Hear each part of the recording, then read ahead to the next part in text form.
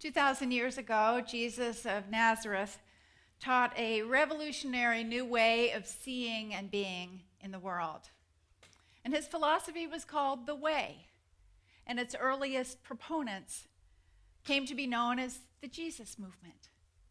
The people in this movement put Jesus at the center of their lives, and they adopted his way of love and compassion and inclusiveness as their own.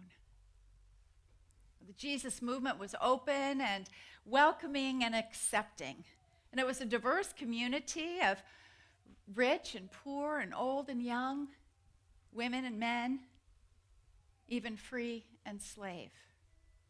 And together, this diverse community sort of settled into a life that was characterized by great joy, deep fellowship, radical economic sharing, and transformational worship. That sounds pretty awesome, doesn't it? Actually, when I hear that, I like to think that we have some of those qualities here. Well, the Jesus movement was the earliest origins of Christianity. And when you hear about how that community was, and look at how Christianity has changed over the ages, you have to ask yourself, what happened? What happened? How could this beautiful philosophy of expansive and of expansive, good cue, expansive, empowering love and diversity, how could this beautiful message morph into an organized religion that too often is turned into a breeding ground for fear and judgment and exclusion and persecution? How could this happen? How could people speak beliefs and ideas that are not only not congruent with what Jesus taught, but the polar opposite of what he taught? I marvel that today there are whole swaths, many people who call themselves Christian, and at the same time tolerate, or even worse, embrace racism, xenophobia, which is the fear of foreigners, homophobia, religious oppression, and cruelty to immigrants. How can this be? When did our way-showers' commandment to love one another have restrictions put on it so that it really only applies to people like us? When did it be okay for Christians to demonize others because they're different? When you look at the scene today, you have to ask, where is Jesus? What happened to Jesus? A lot of people are asking that question as they sort of flee church. They don't like organized religion, but they'd love to hear more about this first century brown-skinned Jewish rabbi who started this beautiful philosophy.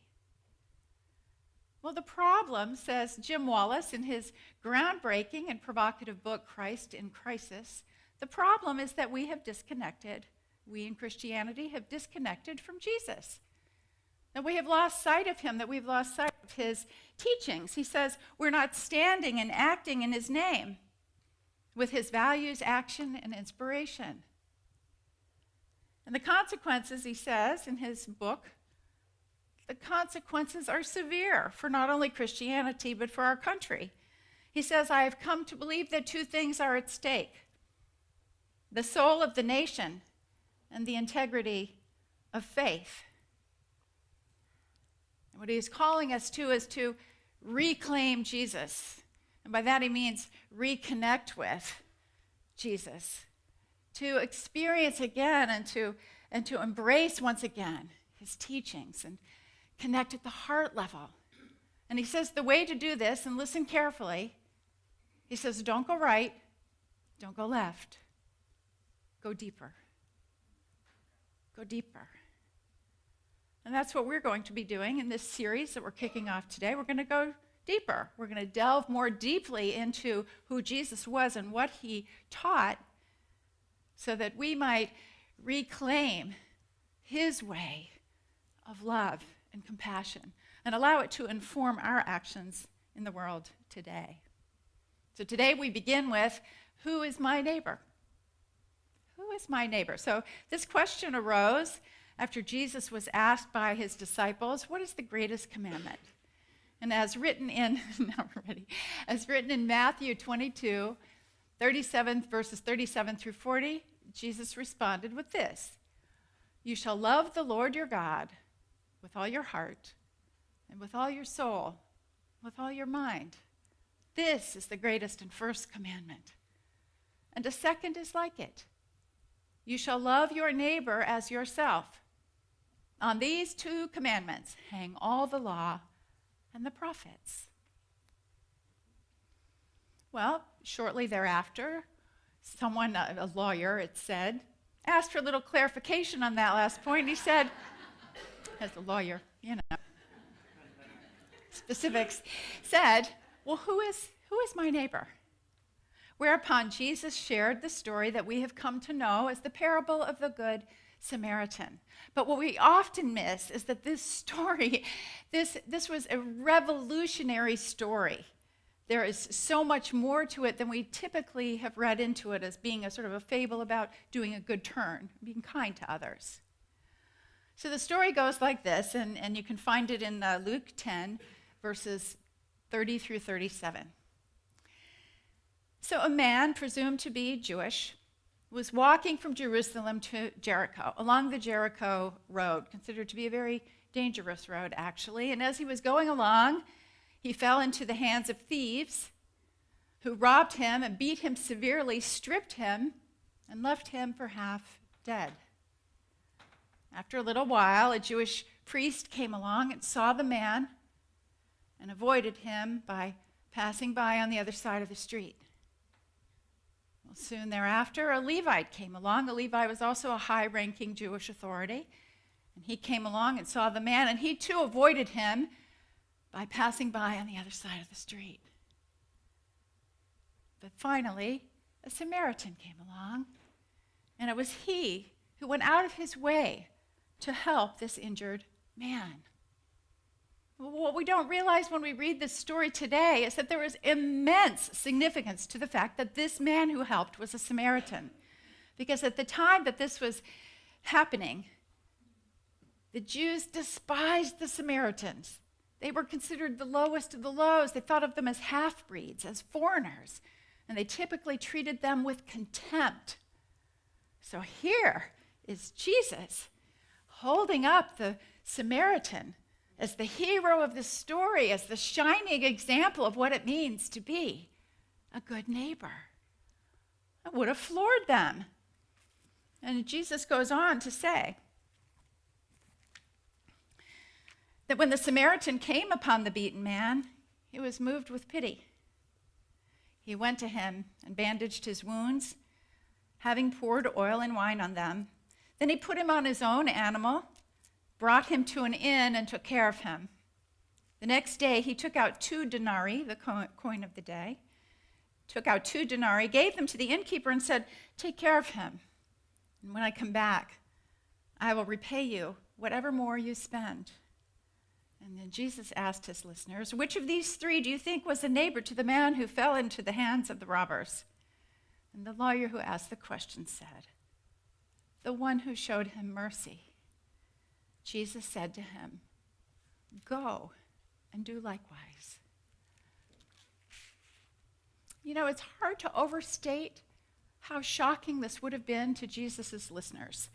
He wanted to shock them, and we can assume that he absolutely did, because in one fell swoop, he's calling out the hypocrisy of the high Jewish authorities, and he is also directly attacking Jewish tribalism, that tendency that they had to draw boundaries around who was okay and who wasn't okay and who to associate with and who not. And he was holding up the Samaritan as a paragon of virtue. To really get the impact of this story today, I invite you to reimagine it as if we had maybe, Christian leaders walking along, ignoring someone, and a Muslim comes along and helps the man. Or maybe it's an immigrant. Maybe it's someone, a Mexican at the border. Whatever it is, think about it. This is the point. That person is your neighbor. to be treated as a neighbor. Martin Luther King talked about this in the last sermon of his life, which was given the day before his assassination. And he began by talking about how dangerous the Jericho Road was, that it had indeed come to be called the Bloody Pass because it was so conducive to being ambushed. But listen to what he then says. It's possible that the priest and the Levite looked over at that man on the ground and wondered if the robbers were still around. Or it's possible that they felt that the man on the ground was merely faking. And he was acting like he'd been robbed and hurt in order to seize them over there, to lure them for quick and easy seizure. And so the first question that the Levite asked was, if I stop to help this man, what will happen to me? But then the Good Samaritan came by, and he reversed the question. If I do not stop to help this man, what will happen to him? What will happen to him? It's a lesson of compassion. Jesus is telling to those listeners of his, if you want to hang with me, if you want to be part of what I'm all about here, you will reach out to and help others who are different from you. You will reach out and be a neighbor to anyone. And that is really the true answer to the question, who is my neighbor?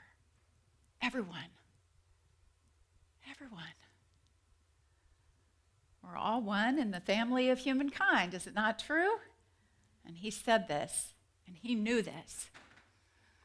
So how do we apply this in our lives today? Oh, let us count the ways, shall we? How do we apply this in our lives today? Well, here's what one church did. It was in 2009, the Heart Song Christian Church outside of Memphis, Tennessee. And they had received a request from the Memphis Islam Cultural Center, a Muslim mosque nearby. They had asked if they could use the celebration center of Heart Song for their prayer. Well, Pastor Steve Stone says that when he got this request, he felt honored. They felt honored because it was a reflection of the neighborly love that they had extended to this community for almost 2 years. And so they felt honored by the request. And he says they knew their response had to be grounded in their love for Jesus and their commitment to follow him. He said, the first thing that came to me was the parable of the Good Samaritan. Jesus intentionally chose as the hero of that story one whom his hearers would most naturally have feared and hated. He said that the one they despised out of hand is the very one who was the neighbor, the very one who fulfilled the second commandment. And then he told all who would hear to go and be that kind of neighbor. Well, the Heart Song Christian Church took this message to their own hearts, and they allowed this Muslim mosque to use their community center. And they did so with a great sense of welcoming and with joy. And Pastor Stone said the decision was firmly based only on our understanding of the mission and nature of the church, that they gave no thought to any political repercussions from someone in the congregation who might disagree with what they were doing, or someone outside of the congregation who either attacked or applauded what they were doing. It was purely a matter of being true, really, to the teachings of Jesus and who they were as a community, how they wanted to show up. Well, it's a beautiful story, is it not? But it didn't end there. Because in 2010, CNN ran a little segment about this whole event, about what had transpired between Heart Song Christian Church and this Islam Cultural Center. And as it happened on that day, a group of Muslim men in Kashmir, Pakistan, one of the most religiously conflicted areas on the planet, this group of Muslim men saw it.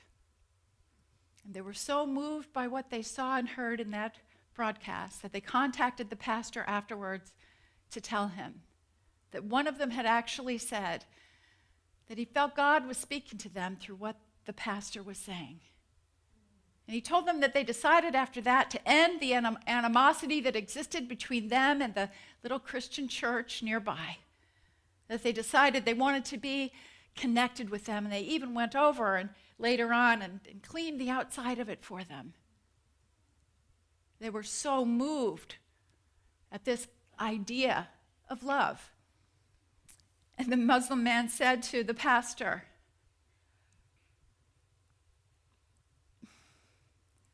"From now on, we will protect that little Christian church near us because of what you did."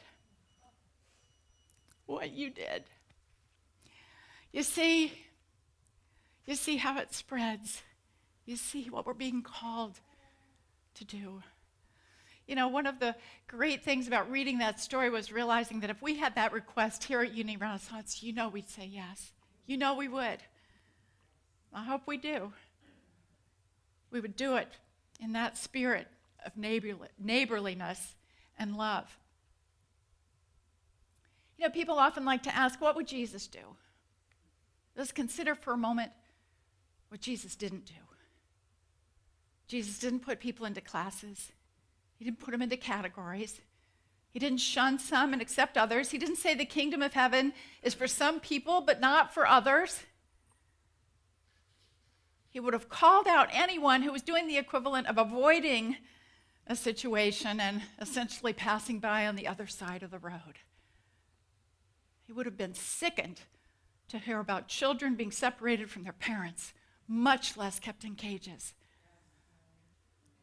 That is not what he taught. And in fact, in John 13:35, he said, "By this everyone will know that you are my disciples, if you have love for one another." If you have love for one another. What would Jesus do? He would love, he would care, he would give. Michael Gerson, who is, he's a former policy advisor to President George W. Bush and one of the originators of compassionate conservatism. And he says this: Christians are to love their neighbor, and everyone is their neighbor. All the appearances of difference in race, ethnicity, nationality, and accomplishment are deceptive. The reality is unseen. God's distribution of dignity is completely and radically equal.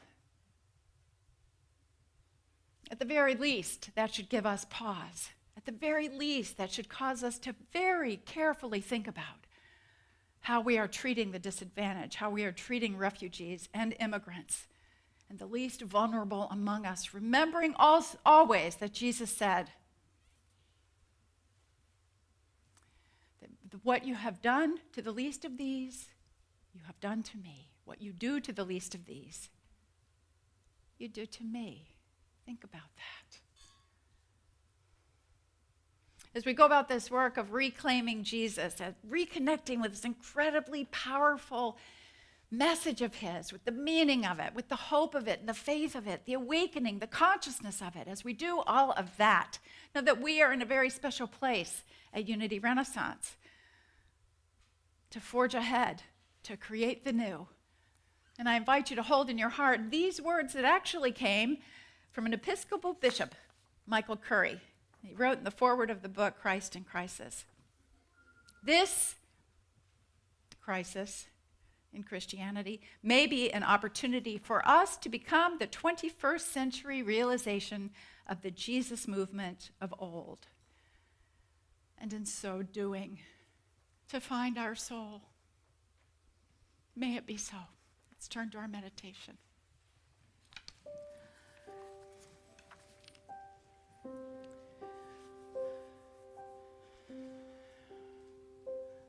I invite you to close your eyes, get comfortable in your seat, breathing in deeply. Release and let it go.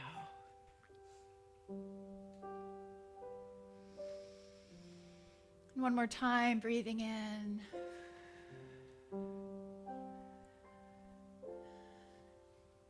And let go.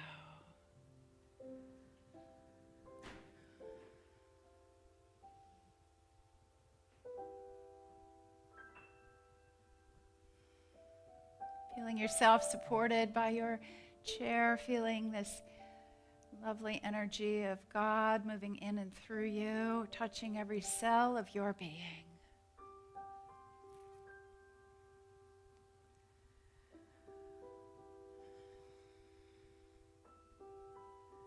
I invite you to connect with your heart, your beautiful space at the center of your being. Allow this to be a place of sanctuary in this moment, and a place of meeting.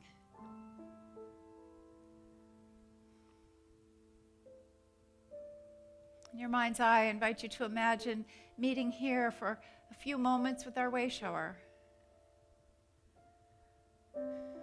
Jesus of Nazareth paying you a special visit. Connecting with the light in his eyes and the love in his heart, feeling that great sense of warmth and connection.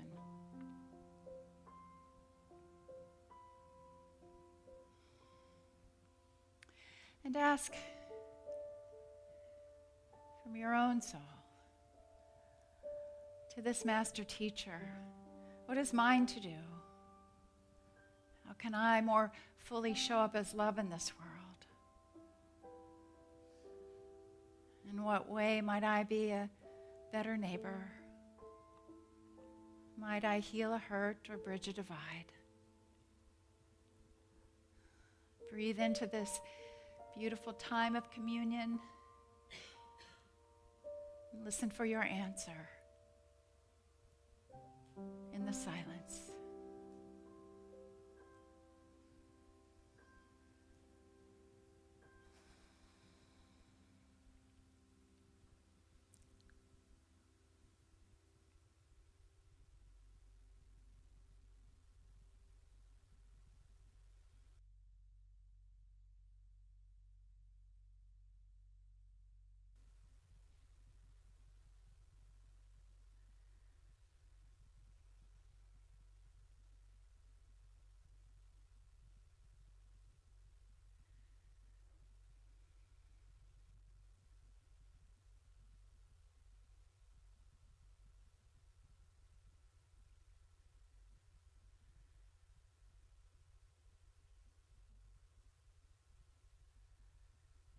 Thanks for the light of God within us guiding our way.